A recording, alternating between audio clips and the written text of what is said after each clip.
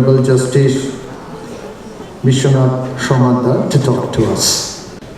Ardent followers of Swami Vivekananda, which includes revered members of the monastic order on the dais, Honorable Justice Ganguly, of the dais, members of the monastic order of Ramakrishna Math and Mission, Sharada Math and Ramakrishna Sharada Mission, all those who have taken time out on a weekday to be present in this hall of the Ramakrishna Mission Institute of Culture, to participate in the concluding program of the 125th anniversary of Swami Vivekananda's Chicago address. I have decided to speak in English only to have a wider reach. And my focus today would be on one of the facets of Swami Vivekananda's mission to churn and revitalize the youth. And I begin with a quote. My faith is in the younger generation, the modern generation. Out of them will come my workers. They will work out the whole problem like lions. Swamiji expressed this confidence in the youth of this country exactly 50 years before the end of the British rule, while speaking to a mammoth gathering of youngsters in Madras. Swamiji himself was the embodiment of youth, dynamism and vibrancy. The life and ideals of Swamiji are the greatest inspiration as of today for the youth of our nation. Who else could have been so concerned about youth than Swamiji himself, who died in a short life of 39 years, 5 months and 22 days. This great man conquered the entire world with his message. And that message came again and again. I need not tell this august gathering that many great personalities in India and across the world became deeply inspired by Swamiji, and they are even today being inspired. The writings of Swamiji can ignite the minds of the reader. Someone rightly pointed out that if you are lying down and reading Swamiji's work, you will instantly sit upright. If you are sitting and reading his writings, then you will stand up, and if you read him standing, you will at once set out towards your mission. This is nothing but the influence of Swamiji's lively message. Anybody who has come in to either direct or indirect contact has witnessed an ocean of change in his or her life. Today, the youth of this country faces various challenges, but I am certain that the message of Swamiji has the power to wonderfully guide them into the future. Swamiji always held that the real birth of the individual takes place when the purpose of his life germinates. He believed that he who does not have a purpose is nothing but a walking, talking corpse. Till the purpose is not recognized, life is absolutely useless. Our youngsters, therefore, should decide what they want to do in this life. Right from our childhood, we are constantly chained by the thought of careers or what we want to be and in what process. And in that process, forget some of the finer aspects that life has to offer to us. It is extremely important not to decide the purpose of life with the narrow objective to be something or the other. Think of doing, not becoming, and in this process, you will certainly become something. Once the purpose of life is clear, all actions of life become driven by that purpose. I'm sure most of you know that since 1985, the government of India observes 12th January, the birth anniversary of Swami Vivekananda, as National Youth Day. I would like to quote from the government of India's communication, and I quote, "It was felt that philosophy of Swamiji and the ideals for which he lived and worked could be a great source of inspiration for the Indian youth," unquote. Let us look at certain facts. India is one of the youngest nations in the world, with about 65% of its population under 35 years of age. It is expected that by the year 2020, the population of India would have a median age of 28 years only, as against 38 years for United States of America, 42 years for China, and 48 years for Japan. Therefore, the youth are indeed the most dynamic and vibrant segment of the population in any country. Swamiji once said, "Whatever you think, that you will be. If you think yourself weak, weak you will be. If you think yourselves strong, strong you will be." He also said, "See for the highest, aim at that highest, and you shall reach the highest."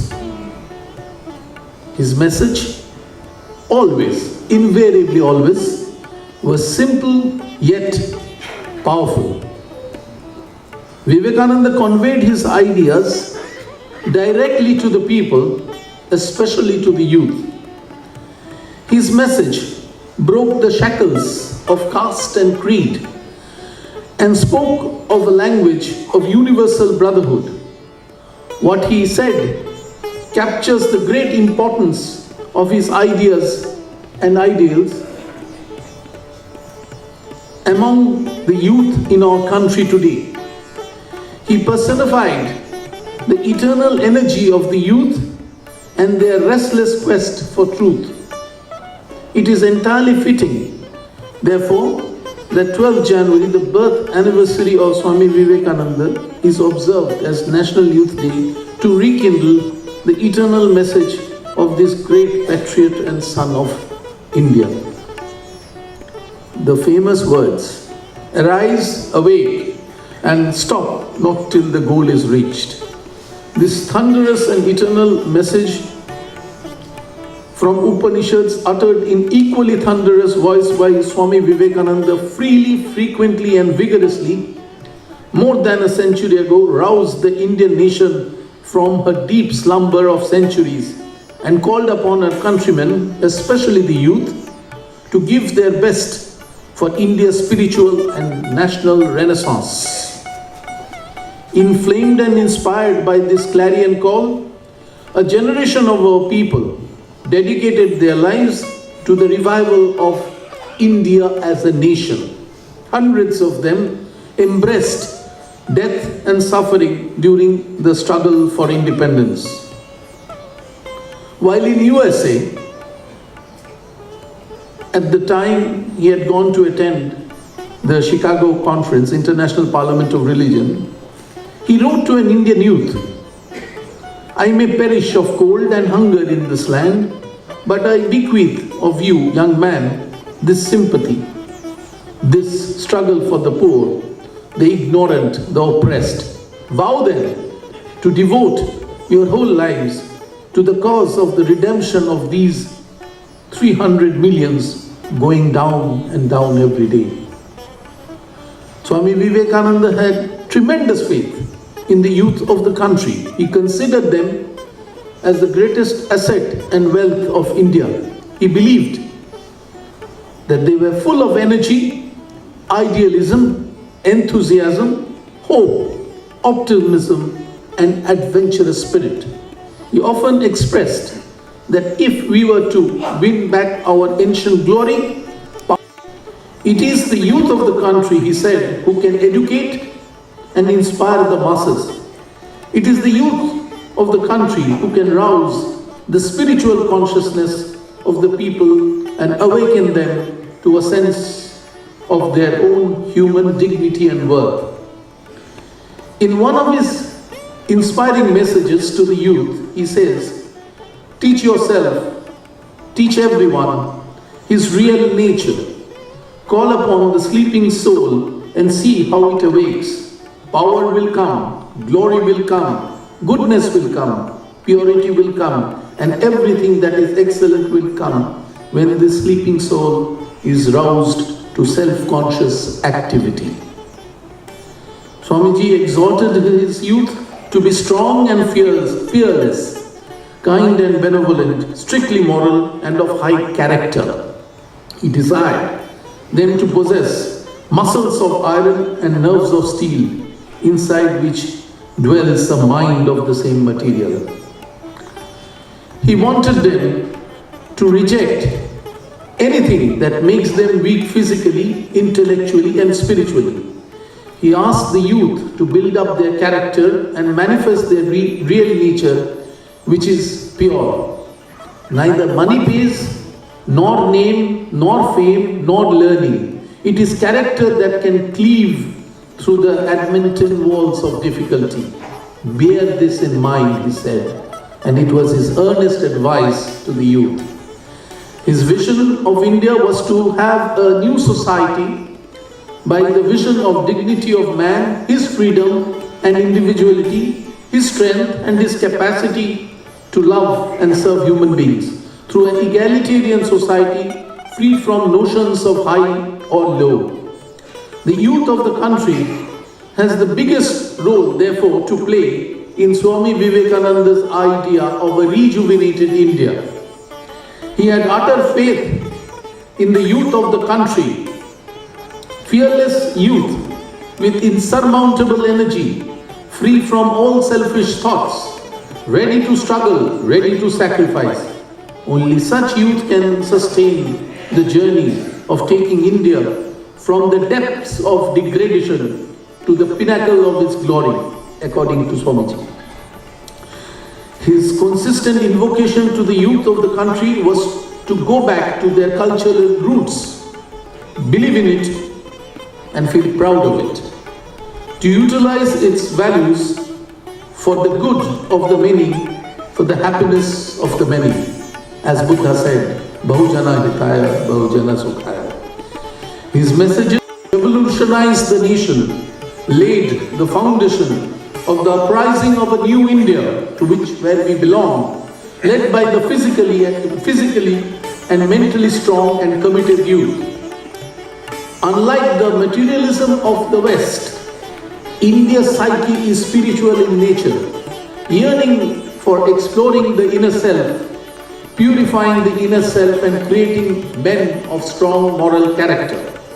It is the land of renunciation, the land where all persecuted and tormented got shelter, the land which gave birth to innumerable great philosophies of non-violence, which he believed will bring to an end of all uncharitable feeling between people.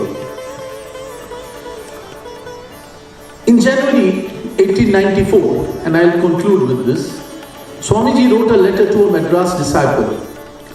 My whole ambition in life is to set in motion a machinery which will bring noble ideas to the door of everybody, and let men and women settle their own faith. Let them know what our forefathers as well as other nations have thought on the most momentous question of life. We are to put the chemicals together. The crystallization will be done by nature according to her laws.